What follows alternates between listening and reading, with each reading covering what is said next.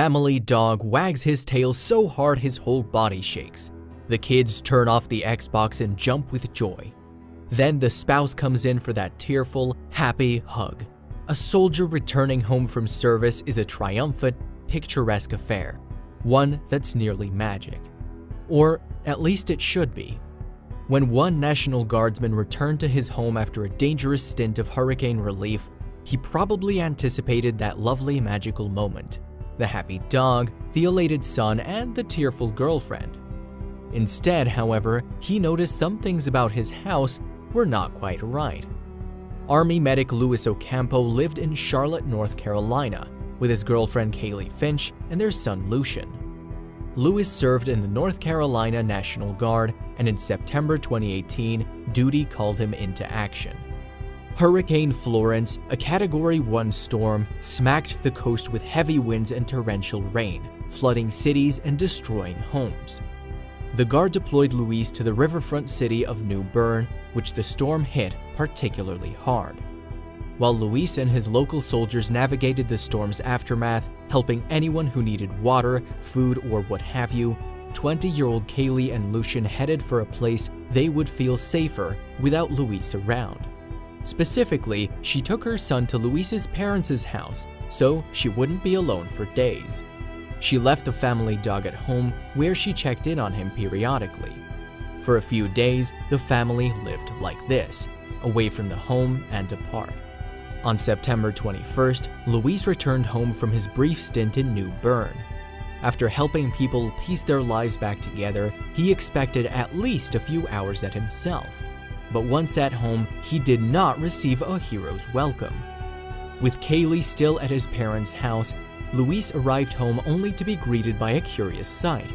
The dog, who's been home all by himself, was running around in the front yard. Even more curious was that the back door had been left wide open.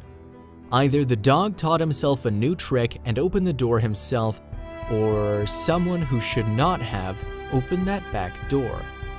Gulp. Most telling of all, however, was that the window in his son's bedroom was propped open. Someone busted the lock with a nearby shovel and crawled into the home. They weren't still inside, were they? Louis entered his house through the wide-open back door and looked around. There was, thankfully, no one still inside the home. But that was just about the only positive that the soldier could take away from what he saw. The intruder flung clothes everywhere. They stole a laptop Louis kept all his schoolwork on. They stole a video game system, a firearm, and even swiped food from the refrigerator. And they didn't stop there.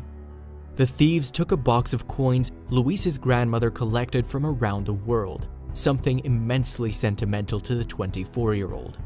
After surveying the damage, all he could do was stick his face in his hands. This was how Kaylee found her soldier when she returned home. Wanting to do something to help, she turned to Facebook and wrote a status that she didn't know would eventually change their lives. This soldier, my soldier, Kaylee wrote, lost everything of importance. We're trying to get the word out and see if anyone has any information about who may have taken it.